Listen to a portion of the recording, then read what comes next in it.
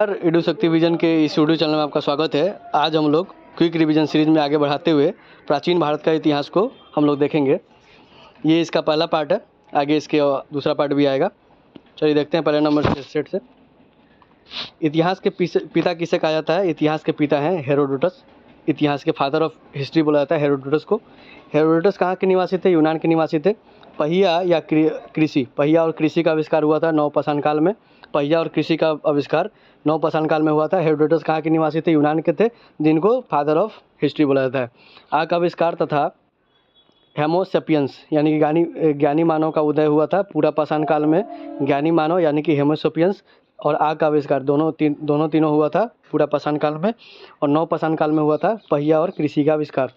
पशुपालन का आरंभ हुआ था मध्य पाषाण काल में। पशुपालन का आरंभ हुआ था। भीमबेटका है एक पुरातात्विक स्थल है। भीमबेटका प्रसिद्ध है किस लिए? गुफा शैलचित्रों के हेतु प्रसिद्ध है। और ये कहाँ पे है? मध्य प्रदेश में है। भीमबेटका रायसीना जिला में है, मध्य प्रदेश के।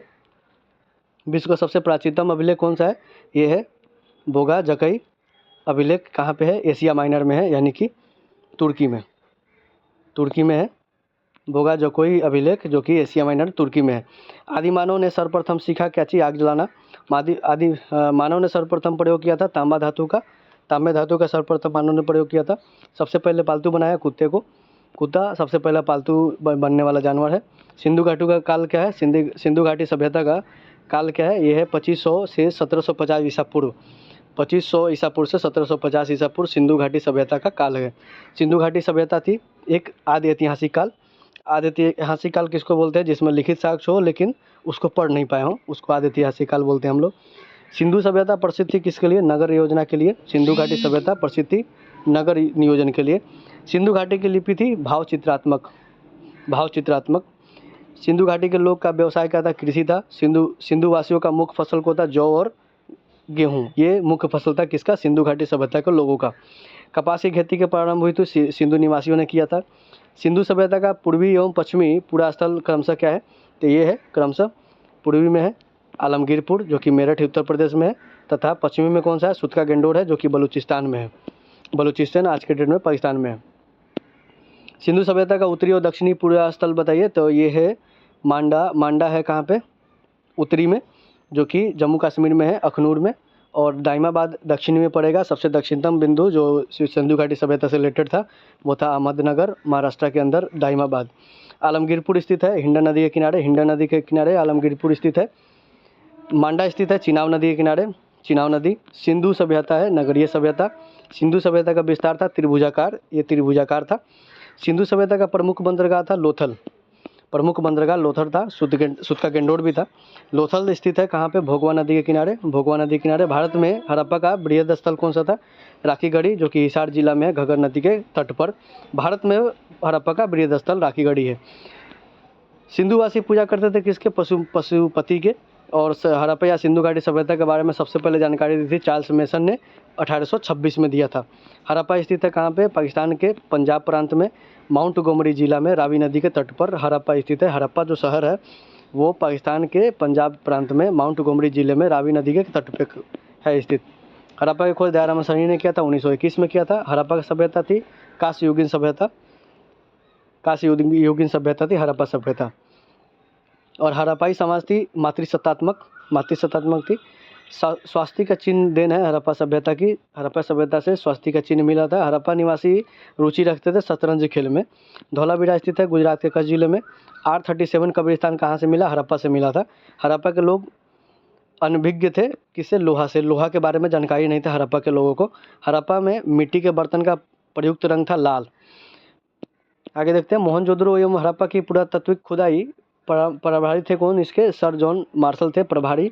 जब खुदाई होती है हड़प्पा और मोहनजोदड़ो का, तो इसे खुदाई के प्रभारी थे सर जॉन मार्शल। मिस्र के राजा कहते थे फगौ। मिस्र के राजा कहलाते थे फगौ। चावल के साक्ष्य मिले हैं लोथल और रंगपुर से। चावल के साक्ष्य मिले। जुते हुए खेत का साक्ष्य कालीबंगा से। कालीबंगा का अर्थ है काले रंग की चूड़ियाँ। अग्निकुंड प्राप्त हुआ था लोथल और कालीबंगा से अग्निकुंड प्राप्त हुआ था। घोड़े की हड्डी का अवशेष सुतका गेंडोर से मिला था, सुरकोटदा से मिला था। घोड़े के हड्डी का अवशेष सुतकोटदा से मिला था। और सिंधु घाटी की सबसे बड़ी इमारत थी मोहनजोदड़ो में, ये थी अन्नागार। ये खोजा गया 1922 में मोहनजोदड़ो का खोज हुआ था 1922 में, और इसमें सबसे बड़ी इमारत जो है ये मिला था अन्नागार। मोहनजोदड़ो की खोज हुई थी राखलदास बनर्जी द्वारा किया गया था 1922 में। मोहनजोदड़ो का अर्थ है मृतकों का टीला।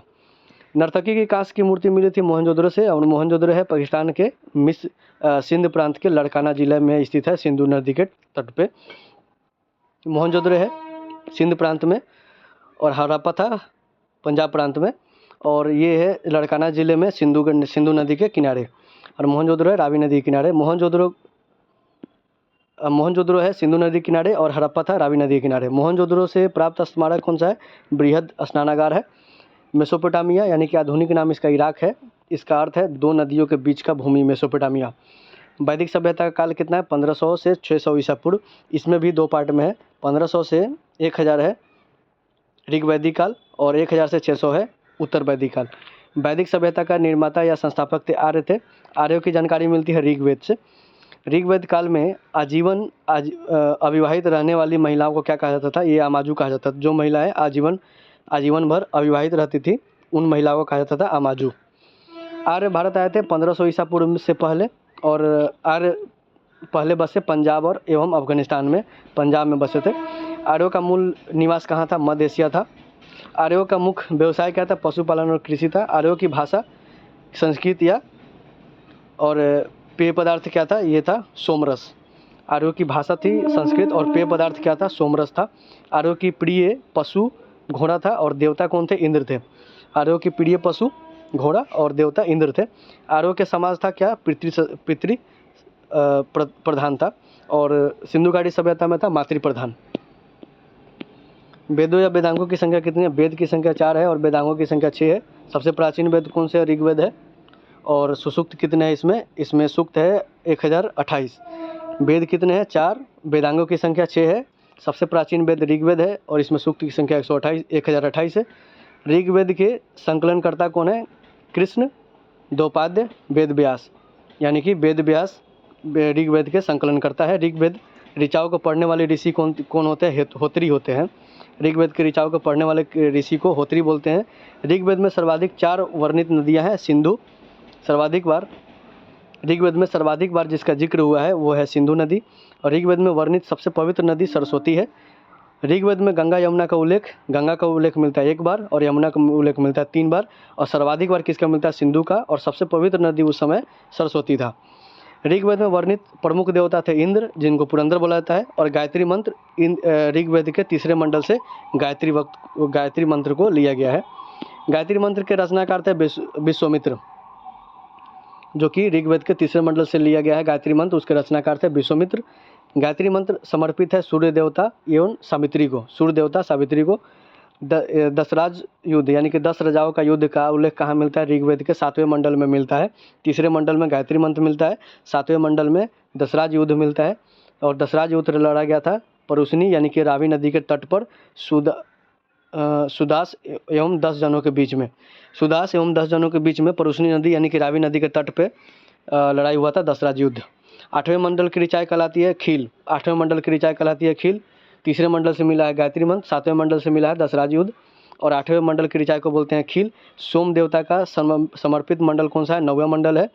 और ऋग्वेद में सबसे बाद निर्मित मंडल कौन सा है? यह 10वां मंडल है। सबसे बाद में निर्मित मंडल 10वां है।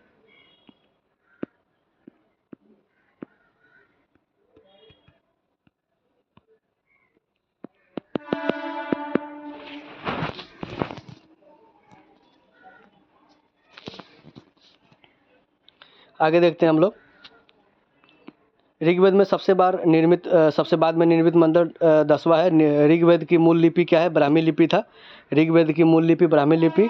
वैदिक काल में किस जानवर को अधन्य यानी कि न मारे जाने योग्य बताया गया था? गाय को बताया गया था। गाय को अघन्य बताया गया था, यानी कि जिसको मारा नहीं जाना चाहिए, न मारने योग्य जानवर था गाय।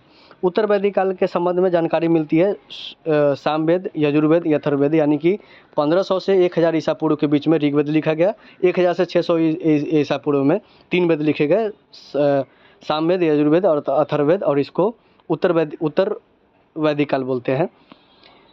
गोत्र शब्द की उत्पत्ति हुआ था उत्तर वैदिक काल में। उत्तर वैदिक काल में प्रमुख देवता थे प्रजापति। उत्तर वैदिक काल समाज 4 वर्णों में विभक्त था, जो कि ब्राह्मण, क्षत्रिय, वैश्य और शूद्र में था विभक्त। आगे देखते हैं, गद एवं पद वाला वेद कौन सा है? यह यजुर्वेद है। यजुर्वेद को गद और पद में लिखा गया है। यज्ञ संबंधी विधि विधान है यजुर्वेद में। नियम कानून यज्ञ संबंधी ये सभी यजुर्वेद में है। तंत्र मंत्र संग्रहित वेद कौन सा है? अथर्ववेद है। तंत्र मंत्र, जादू टोना, मेडिसिन ये सभी अथर्ववेद में है। भारतीय संगीत का जनक सामवेद है। सामवेद यजुर्वेद के मंत्रों का उच्चारण करने वाला ऋषि क्या कहलाता है? तो जो सामवेद के मंत्रों का उच्चारण करते हैं उसको उद्गाता बोलते हैं। यजुर्वेद का जो करता है उसको अथर्वयायु बोलते हैं। ऐतरेय ब्राह्मण संबंधित है ऋग्वेद से। ऋग्वेद के ब्राह्मण ग्रंथ है ऐतरेय ब्राह्मण ग्रंथ। और पंचविश ब्राह्मण है सामवेद के। गोपत ब्राह्मण है अथर्ववेद के। शतपथ ब्राह्मण है यजुर्वेद के। शतपथ ब्राह्मण यजुर्वेद। पुराणों की संख्या कितनी? 18 है। उसका अध्ययन करने वाला प्रथम मुसलमान कौन थे? अल-बरूनी था। पुराणों की कुल संख्या 18 है, जिसको अध्ययन करने वाला प्रथम मुसलमान अल-बरूनी था। और पुराणों के संकलनकर्ता कौन थे? ये थे लेमहर्ष एवं उदश्रावा। लेमहर्ष एवं उदश्रावा पुराणों के संकलन करता थे। सबसे प्राचीन पुराण कौन सा है? मत्स्य पुराण है। और मौर्य वंश की जानकारी विष्णु पुराण से मिलती है। सबसे पुरानी जो पुराण है वो है मत्स्य पुराण। और मौर्य वंश की जानकारी विष्णु पुराण से मिलती है।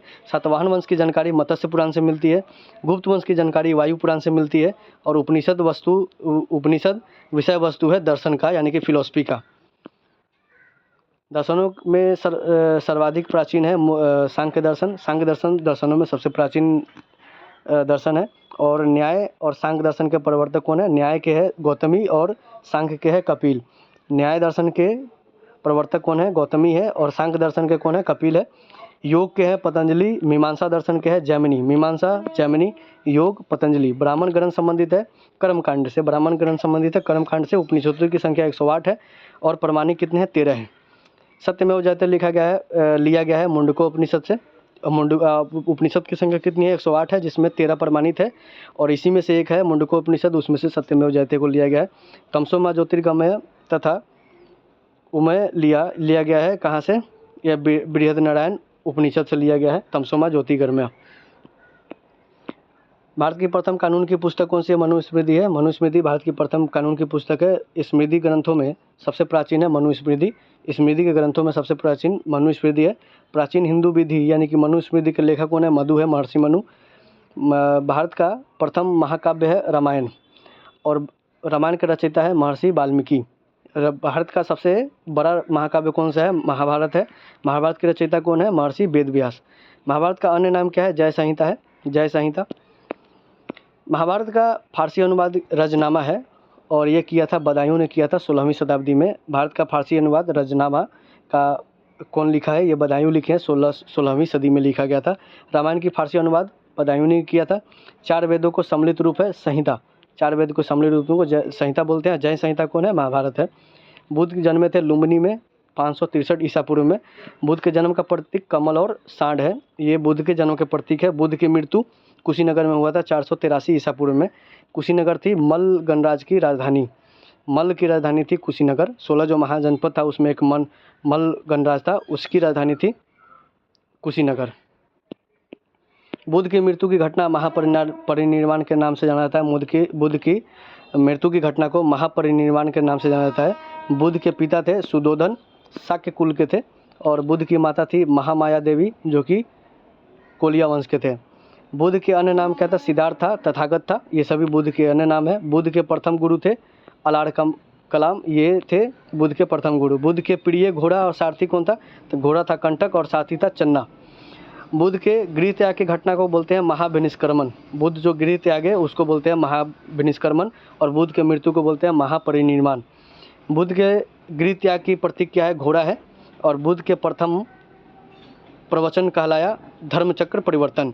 बुद्ध की मृत्यु महापरिनिर्वाण, बुद्ध के गृह त्याग को महाविनिष्क्रमण, और बुद्ध के पहला प्रवचन को बोला जाता है धर्मचक्र परिवर्तन। इससे रिलेटेड हम लोग एमसीक्यू देख लेते हैं फटाफट से।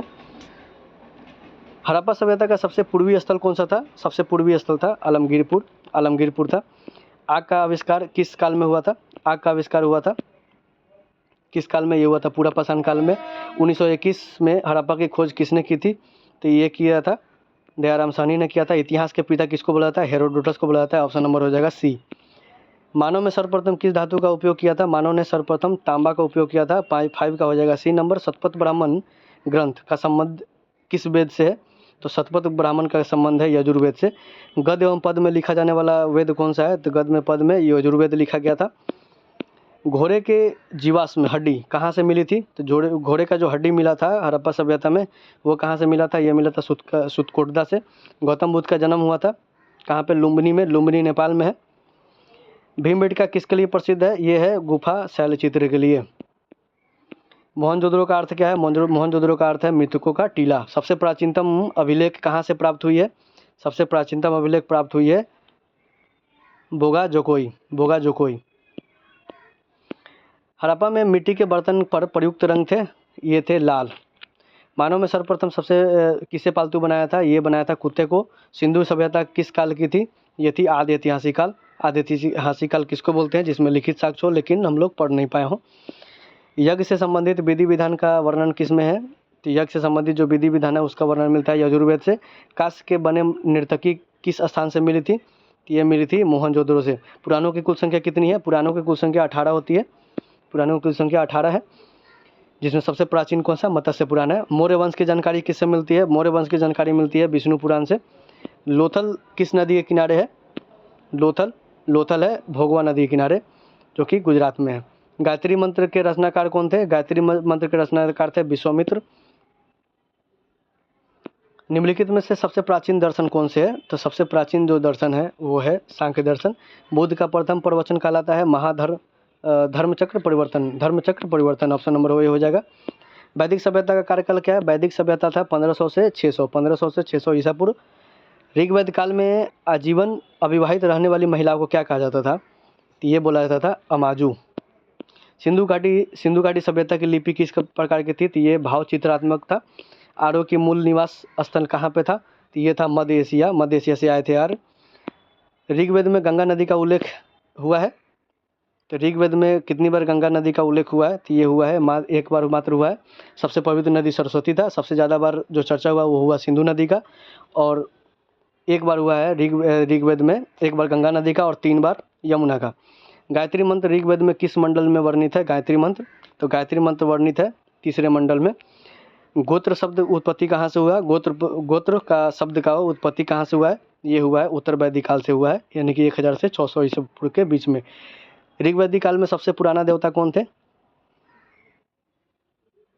सबसे पुराना देवता कौन थे ऋग्वैदिक काल में? ये थे इंद्र। सबसे प्राचीन वेद कौन सा है? सबसे प्राचीन वेद कौन सा है? ये है ऋग्वेद। हड़प्पा से संबंधित स्थल चनहुद्रो स्थित है। चनहुद्रो कहाँ पे स्थित है? ये है सिंध में, और चनहुद्रो भी सिंधु नदी के किनारे है। सत्यमेव जयते किस उपनिषद से लिया गया है? सत्यमेव जयते मुंडको उपनिषद से लिया गया है। उपनिषद की कुल संख्या कितनी है? उपनिषदों की कुल संख्या 108 है, जिसमें 13 प्रमाणिक है। भारत का सबसे बड़ा महाकाव्य कौन सा है? सबसे बड़ा महाकाव्य महाभारत है। सिंधु सभ्यता का पतन नगर यानी कि बंदरगाह कहाँ था? लोथल में था। हड़प्पा सभ्यता की समाज कैसी थी? ये थी मातृसत्तात्मक थी। ऑप्शन नंबर हो जाएगा ए। और वहीं वैदिक काल का था पितृसत्तात्मक। R37 कब्रिस्तान कहाँ से मिले हैं? R37 कब्रिस्तान कहाँ से मिले? ये मिले हड़प्पा से। और ऋग्वेद में सूक्तों की संख्या कितनी थी? ये थी 1028। प्रथम विधि निर्माता कौन थे? प्रथम विधि निर्माता थे मनु स्मृति लिखा था इन्होंने। गौतम बुद्ध के प्रथम गुरु कौन थे? अलाड़ कलाम थे। अलाड़ कलाम ये बुद्ध के प्रथम गुरु हैं। हड़प्पा के लोग किस धातु से अनभिज्ञ थे? मतलब किस धातु से उनको परिचय नहीं हुआ था? तो वो लोहा से नहीं हुआ था उनको परिचय। ऑप्शन नंबर हो जाएगा डी। बुद्ध ने अपना प्रथम उपदेश कहाँ दिया था? ये सारनाथ में दिया था। ऑप्शन नंबर हो जाएगा सी। भारत की प्रथम कानून की पुस्तक कौन सी है? कानून की पुस्तक है मनुस्मृति, महर्षि मनु ने लिखा है इसको। महात्मा बुद्ध का महापरिनिर्वाण कहाँ हुआ था? तो महापरिनिर्वाण कहाँ हुआ था? ये हुआ था कुशीनगर में। ऑप्शन हो जाएगा सी। ये आज का आखिरी प्रश्न था। Thank you for watching. धन्यवाद।